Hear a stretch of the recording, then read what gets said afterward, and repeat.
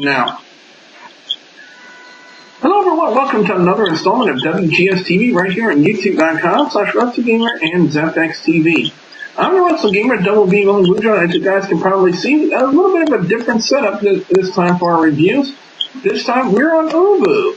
And joining me right here, ladies and gentlemen, as you can see, he is a resident music mogul over on YouTube.com/LanceMossTV. He is the incomparable Lance Moss. Lance, how you doing? I'm doing good. Thanks for having me. Glad to be back. Yep, guys and gals, so we're going to try this little bit of a setup and see how it works for you guys.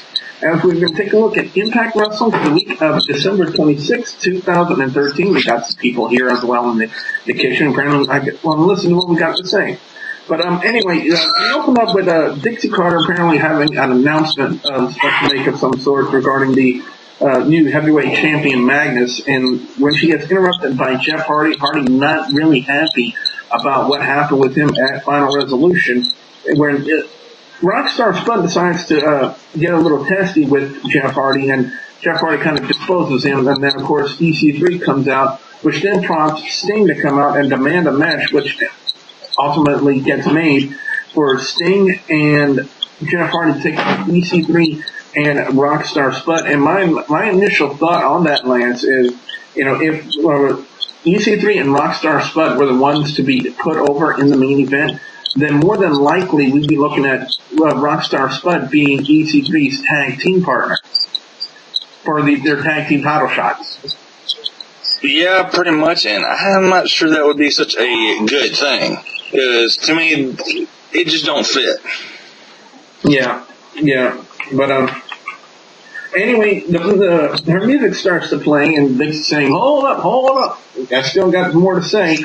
Then they go to commercial, and then Gunner comes up and interrupts her, saying that he wants to cash in his heavyweight title shot, and that he wanted Feast or Fired, when Dixie Carter said, denied, because Magnus was not there. Magnus was in the UK celebrating his title victory in the holidays. So she had to wait another week. Then that prompts James Storm to come out, and she makes this match with Gunner and James Storm, with the winner getting the heavyweight title shot briefcase from Feast or Fired. Now, looking at this, Lance, do you think this would have been a possible way for TNA to put the heavyweight title shot on James Storm without having him win Feast or Fired? Oh, most definitely. And personally, James Storm's one of my favorite wrestlers in TNA history, and I'd like to see him have the belt again. That's my personal opinion. Now, so yeah, definitely use the way. Dixie Carter trying to make her announcements, that segment, throughout the duration, I got to give it a 3 out of 5. Just based on the fact that Dixie Carter just cannot sell herself as a heel. She's kind of got the Michael Cole disease. You're being too... Except she's not saying, man, have your attention, please.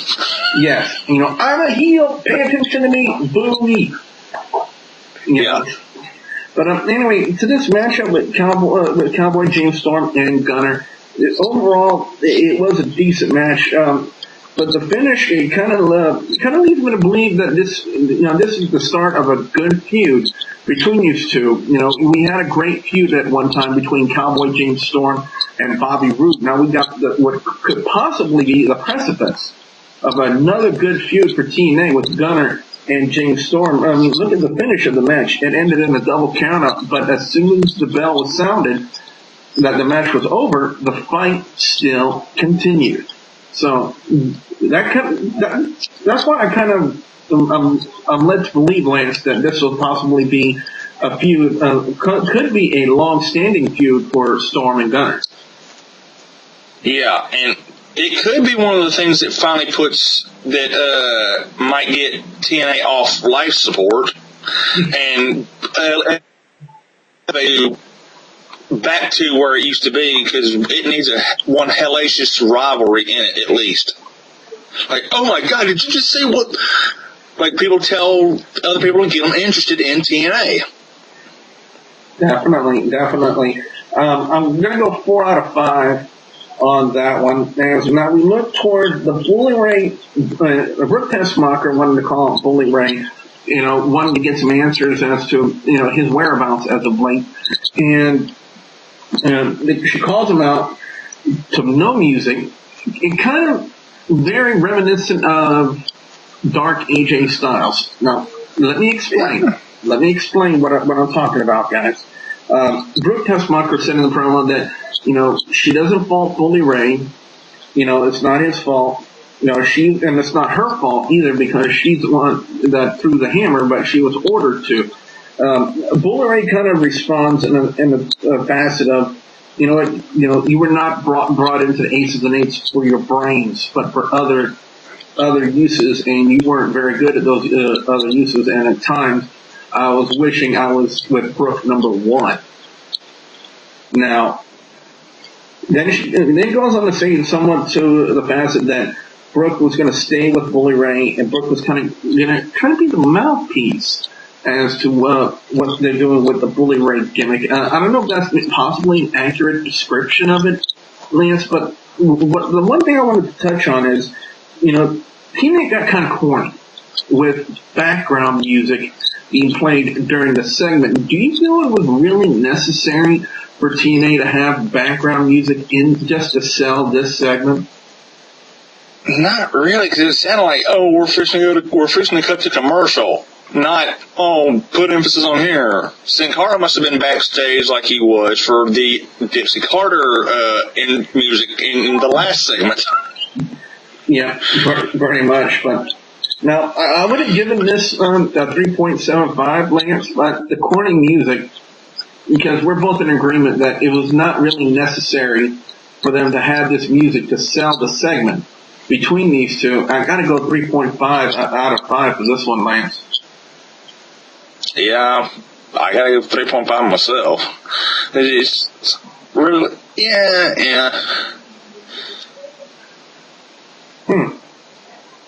Yeah. You can't really say nothing else. As for some reason, you're frozen on your end, Lance. I'm not sure why. But anyway, let's look to the Monsters Ball match between Joseph Park and Bad Influence. Now, this is Eric Young's attempt to bring the monster out of Joseph Park, because we learned that Joseph Park and Abyss are one and the same. Now, at one point in the match, I want to say this was very much 85% Bad Influence just beating down Joseph Park, and until Eric Young came out, Eric Young trying to motivate Joseph Park into being the monster, and Joseph Park saying, I got help.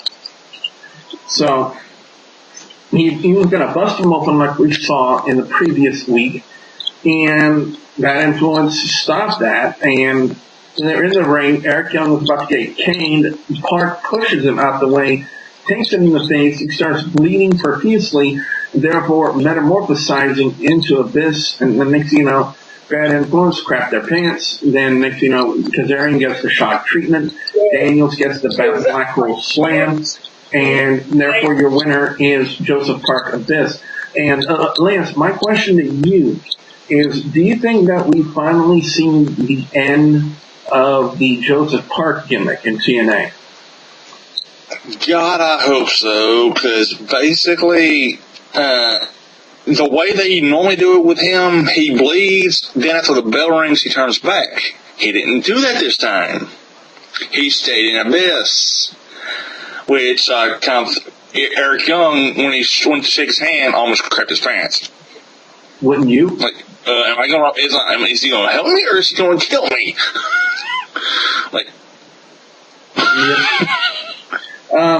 Now, for the first time, as you guys can pretty much tell, I'm working with a brand new laptop again, thanks to some great parents that I have, and they're very kind for that. And, for the very first time, in a long time, I was able to chat with the incomparable Lance Moss and the Shining Star, Rick Starr, during Skype, or during the show on Skype.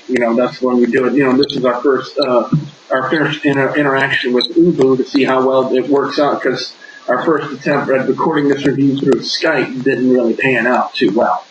But now, there's something I want to address just very quickly. Something Rockstar said during the night, and as you guys can hear, my kid brothers are here. That's why I bring Justin to work. Yeah, sorry about that, guys. But anyway, something Rockstar said was that this Monster Ball was kind of like only just a hardcore match. You know, it was just a shell of its former self. As my sister, the Dark Angel Jenny Goudreau, is joining us. And one thing I made mention of, you know, you're not going to see TNA do something. Thank you very much, Jenny. You're not going to see TNA like let someone like do a black hole slam on a barbed wire, you know, or actively put someone through a glass table. They may have done that in the past, but the way the product has kind of evolved, you see, with the previous installments of the Monsters Ball match in TNA, we've seen it go crazy. But the thing is, the difference is with this one, this was on live TV or TV of sorts. I don't know why I said live, but you can get half the time it's tape. Yeah, you can get away with a lot more on pay-per-view when it comes to a wrestling show than you would be able to on TV. You know, because on pay-per-view you see all kinds of crazy stuff involving the Monsters Ball match. I do remember at one time there was a tag team Monsters Ball match, and I believe it was Abyss that went through a burning table and was set on fire. I don't think you get to see that on like TV, but well, to me, they could have went harder because they're not restricted by the same restrictions that WWE is being PG. They're supposed to be the alternative to WWE. Mm-hmm. From how, at least that's how they can go harder core than WWE. Oh yeah. Yeah. But apparently they're not going to. But you know, the matchup served its purpose, in my opinion. You know, even though it wasn't technically Monsters Ball, it was just a hardcore match according to Shining Star, Rick Storm. It still served the purpose it was supposed to do, and that was, I guess, to kill the gimmick of Joseph Park and bring the Abyss back, and that's what it did. So that's why I'm giving it a 4 out of 5. As we look at Lei'd Tapa and ODB up next, a lot of, they build up this feud between the ODB and first Gail Kim. Then, of course, now ODB wants to get her hands on Lei'd Tapa. Gail Kim did run an interference behind the referee's back, pulling on the hair of ODB, and then next thing you know, Lei'd Tapa hits what I call a TKO stunner. You know, she has him up on the shoulder, spins around for the TKO, but it lands in a stunner. So I don't know if there's an elaborate name to it or not. I'm not sure, but next thing you know, then Gail Kim gets on the microphone and has some words for Madison Rayne, which kind of leads me to believe the next person to get a Knockouts title shot will be Madison Rayne. So that should be quite interesting to see. You know, in fact, if they would put her on here as well. So now I got to go 3 out of 5, and here's the reason why. The thing is, you know, as of late,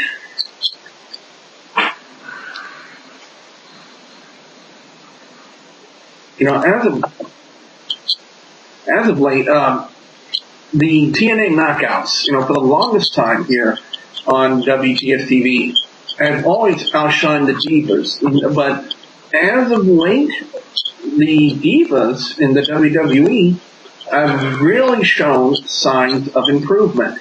Fellas, prime example. Exactly. The TNA knockouts, however, have really started to kind of disappoint, and the talent level that they've shown, it's just really been lackluster. And that's the kind of that's kind of the feeling I got from ODB and Lei'd Tapa. It's just the fact that they went out there and kind of laid an egg. Yeah, I mean, let's face it, the TNA women's roster ain't nowhere near as full as it used to be. How many are left? 5, 6, maybe? Maybe. Yeah. So, yeah.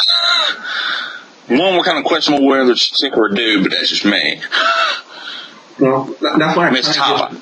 Yeah, I got to give it a 3 out of 5. As now we look at the event, but Dixie Carter was finally able to make what her announcement was supposed to be at the onset of the show. It was the fact that next week there's going to be a coronation for Magnus. We've seen Magnus being put over throughout the night with the little vignettes and snippets of videos throughout the duration of Impact Wrestling. Were the snippets and vignettes really needed? Without your champion? Hell no. Well, that's one person's opinion. My personal opinion is, you needed to do something to start putting him over as a heel champion without him actually physically being there. And those vignettes serve the purpose of doing that. But next week there will be a coronation for Magnus. But now the main event had a little bit of a change. Guys remember originally it was Sting and Jeff Hardy scheduled to take on EC3 and Rockstar Spud. When Dixie Carter decides to change it into a handicap match, 4-on-2, but she implemented the bromance into the match. Now, throughout the matchup, it was kind of crazy. EC3 rolls up Sting and gets the victory, so that's kind of putting some feud, pouring a little oil on the fire, as it were, for the EC3 Sting feud. But what I found more interesting, Lance, is the segment after that, and that was Jeff Hardy's announcement. Jeff Hardy saying that this was his last match in TNA, the fire was gone, and that he refused to come back until the sun started shining again in this dark kingdom. Lance, as soon as I heard that, rumor started running rampant throughout Facebook, that Jeff Hardy was coming back to the WWE or the possibilities of him going to Ring of Honor. I got to ask you, what are your thoughts about this? Do you find any validity in the rumors on Facebook about Jeff Hardy coming back to the WWE? Well, when it comes to rumors on Facebook, this is how I usually deal with them. Unless a source has, numerous sources have confirmed, I don't usually post them on either page, WGS, HWR. I don't post them unless I hear solid validity, places I know are reputable, or else, Stone Cold would punk solid lead for WrestleMania 30. It will happen. Shut up. Chris Benoit coming out of the grave. Oh, no, he's not. Oh, God. Anyway, score for that one's going to get a 4 out of 5. And now, guys and gals, it's about time for our picks for best and worst match or segment of Impact Wrestling and our overall scores. Overall, this week, Impact Wrestling is going to get a solid 3.5 out of 5. Best match of the night, I gotta go to the Monsters Ball match. I was thoroughly entertained in the match. I really can't say anything bad about it. It served the purpose it was intended to. Yes, it wasn't, a Monsters Ball match of the old days, but they're not really kind of using that gimmick anymore. They're just kind of using the name of it. It was basically a hardcore match, but we wanted to give it an elaborate name because, of course, it involved the Monster Abyss, Tilted Park. And they used it to bring the Monster Abyss back, so it served its purpose. Worst match of the night is tied with worst segment of the night. Worst segment of the night opening with Dixie Carter. Anything involving Dixie Carter is going to get a thumbs down from me. Worst match of the night is definitely, I was very disappointed with Tapa on ODB. We know what ODB is capable of. Lei'd Tapa, to me, just isn't impressing me at all. You may have the lineage, but, there's one thing to have the lineage and talented, but if you only have the lineage, that doesn't give you a guaranteed free ride in the wrestling industry. So, with her lineage being the niece of a barbarian, I don't know. To me, I wasn't impressed with Lei'd Tapa. I'm still not impressed with her. You know, I know in the past, you know, I've kind of been critical ever since she came back and re-debuted, and you know what? My opinion still hasn't changed. You know, there are a lot more talented female wrestlers out there, including Evilise Velez, who got shafted out of Gut Check, and I believe, and in my personal opinion, Lei'd Tapa has Evilise Velez's spot in TNA, and I still say it to this day. So, that's my opinion. Lance, what about you? What are your picks for best, your overall score and your picks for best and worst match or segment of Impact Wrestling? 3 out of 5 for overall score. Let's see. Best match, because I can see where the angle could be going, and it looks bright. Gunner and Storm. Worst segment, honestly, I gotta go with the whole Magnus build-ups videos, because to me there's a difference between getting heat as in being a heel and why the hell is this guy on TV this much? It was a little bit overdone in my opinion, so yeah. Alright, well guys and gals, what we want to know now from you guys out there, the viewers and subscribers, your thoughts on Impact Wrestling this week. What are your picks for best and worst match or segment of Impact Wrestling? What are your overall scores? We want to hear from you guys out there. Be sure to put your comments in the comment section below. Don't forget to like and favorite this video. And guys, it's been quite a long time since I've had the chance to say this, but I'm glad I'm having the chance to say it again on this review. Lance, what can fans expect to see them to come visit your channel over on youtube.com/LanceLostTV? Album reviews, NASCAR reviews when it's in season, cooking videos, that'd be my Redneck Gourmet videos, little bit of wrestling reviews every now and then, Q&As when people send me questions in, and whatever else pops in my head. So come check me out at youtube.com/LanceLostTV. Fans, also don't forget your chance to participate in the new Q&A series, Ask the Wrestle Gamer.